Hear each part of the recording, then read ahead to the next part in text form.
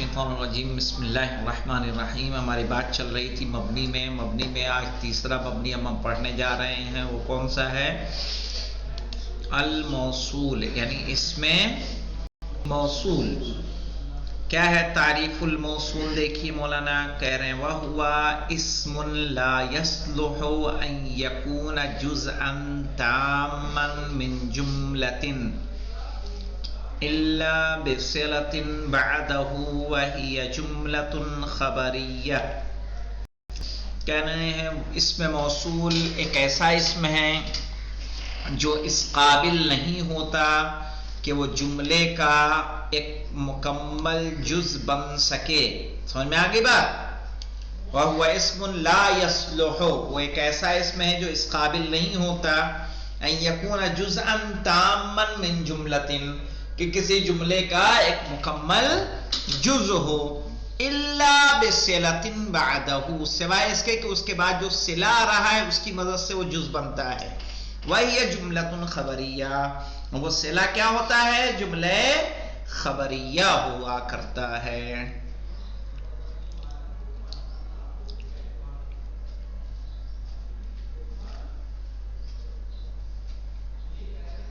دیکھیے او ظرف او جار و مجرور متعلقان باستقر المحذوف. اگر جملے خبریہ نہیں ہوگا تو کیا ہوگا مولانا؟ ظرف ہوگا. ظرف نہیں ہوگا تو کیا ہوگا؟ جار اور مجرور ہوگا. جار اور مجرور کیا ہوتا ہے مولانا؟ اور ظرف کیا ہوتا ہے؟ ہمیشہ متعلق ہوتا ہے، اور جس سے متعلق ہوگا وہ کون ہوگا؟ فعل محذوف استقر. صحیح ہے نا؟ پہلے آپ پڑھ چکے ہیں کہ نہیں پڑھ چکے ہیں یہ؟ وَلَا بُدَّ لَهُ مِنْ عَائِدٍ فِيهَا يَعُودُ إِلَى الْمَوْصُولِ. لَا بُدَّ لَهُ مِنْ عَائِدٍ، اور اس جملے میں صحیح ہے ایک ضمیر عائد کا ہونا ضروری ہے. يَعُودُ إِلَى الْمَوْصُولِ، جو پڑھتے کس کی طرف؟ موصول کی طرف. نحو الذی، جیسے کہ الذی،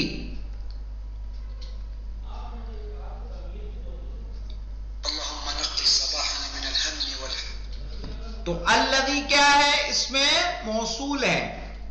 فی قولنا، ہمارے اس قول میں جاءنی الذی ابوہ فاضل او قام ابوہ.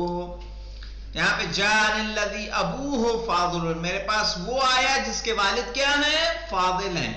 ابوہ میں جو ہا کی ضمیر پائی جا رہی ہے وہ کس کی طرف پلٹ رہی ہے؟ اس میں موصول الذی کی طرف. سمجھ میں آیا مولانا؟ او قام ابوہ، ابوہ فاضل جملہ اسمیہ ہے، قام ابوہ جملہ فعلیہ ہے، اور دونوں جملے کیا ہوں گے؟ جملے خبریہ. او لقیت الذی عندک، یہاں دیکھیے او لقیتو، یا میں نے ملاقات کی، الذی عندک جو تمہارے پاس ہے.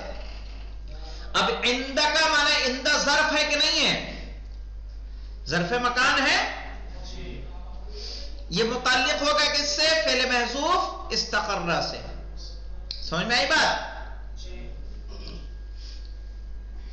او فی المدرسۃ، لقیت الذی فی المدرسۃ، ایسے جملہ اس طرح سے ہوگا لقیت الذی فی المدرسۃ، یعنی میں نے اس سے ملاقات کی جو کہاں پہ ہے؟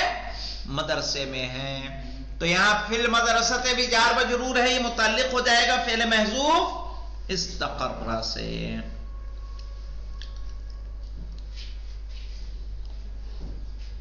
اقسامہ دیکھیے مولانا کہنا الموصول علی قسمین، موصول کتنے طرح کا ہوتا ہے؟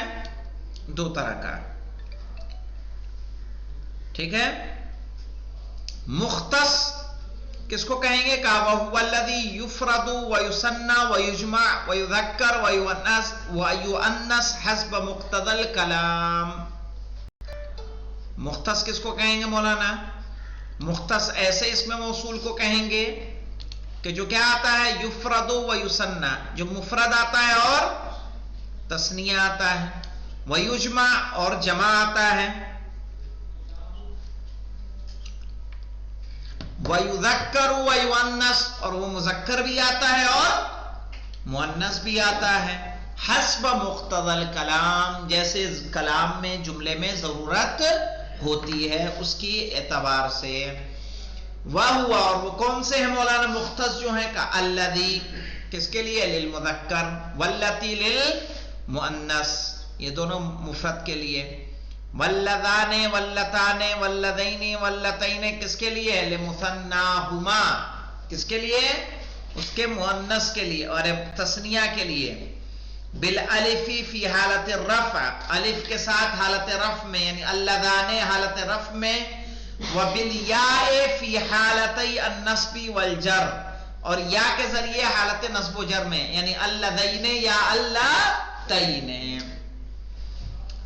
وَأُولِي وَالَّذِينَ لِجَمْعِ الْمُذَكَّرِ، اولی اور والذین کس کے لیے؟ جمع مذکر کے لیے، صراط الذین ہے نا، اور واللاتی واللواتی واللائی واللوائی، اتنے کس کے لیے آتے ہیں؟ لاتی واللواتی اللائی واللوائی، کس کے لیے؟ لجمع المؤنث مطلقاً، کس کے لیے؟ جمع مؤنث کے لیے آتے ہیں، ٹھیک ہے؟ اب انہوں نے مطلقاً سے مراد سمجھ میں آیا کیا کہا؟ مطلقاً سے مراد ہے کہ چاہے رفع میں ہو، نصب میں ہو یا جر میں، سب یہی آئے گا، ٹھیک ہے؟ یعنی اولی اور الذین ہی آئے گا، اور اللاتی واللواتی واللائی واللوائی یہی آئے گا، اس میں تثنیہ کی طرح کوئی تبدیلی واقع نہیں ہوگی۔ مشترک کس کو کہیں گے مولانا؟ کہیں وَهُوَ مَا يُسْتَعْمَلُ لِلْمُفْرَدِ وَالْمُثَنَّى وَالْجَمْعِ وَالْمُذَكَّرِ وَالْمُؤَنَّثِ بِلَفْظٍ وَاحِدٍ، ہاں مولانا، جو مفرد کے لیے، تثنیہ کے لیے، جمع کے لیے، مذکر کے لیے، مؤنث کے لیے ایک ہی لفظ میں استعمال کیا جاتا ہے، اس میں کوئی تبدیلی واقع نہیں ہوتی۔ سمجھ میں آیا غلام علی؟ جیسے ما اس میں موصول ہے، من، ایو، دیکھیے مولانا، وقد تستعمل بالتاء للمؤنث وذو فی لغتی بنی طی، بنی طی کے ہاں ذو بھی ہے مولانا، نحو قول الشاعر فإن الماء ماء ابی وجدتی وبئری ذو حفرت وذو طویت، تو یہاں ذو کس کو کس معنی میں استعمال کیا انہوں نے؟ اس میں موصول کی طرح سے استعمال کیا، ای التی حفرتها، اب انہوں نے کیا معنی کس معنی میں؟ وبئری ذو حفرت التی حفرتها وذو طویت یعنی والتی طویتها، والالف واللام، اور اسی طرح سے اس میں موصول کون ہے؟ الف اور اللام ہے، وصلتہ اسم الفاعل او المفعول، اور اس کا صلہ کون ہوتا ہے؟ اس میں فاعل اور اس میں مفعول ہوتا ہے، جیسے الضارب زید، اب یہاں الضارب زید میں الضارب کیا ہے؟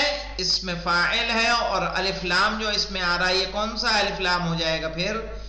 اس میں موصول والا، ای الذی ضرب، ہاں مولانا اس کے معنی کیا ہو جائے گا؟ الضارب زید یعنی الذی ضرب زید، والمضروب عمر، اب یہاں الذی ضرب عمر، اب مضروب ہے تو فعل کون سا لا دیں گے؟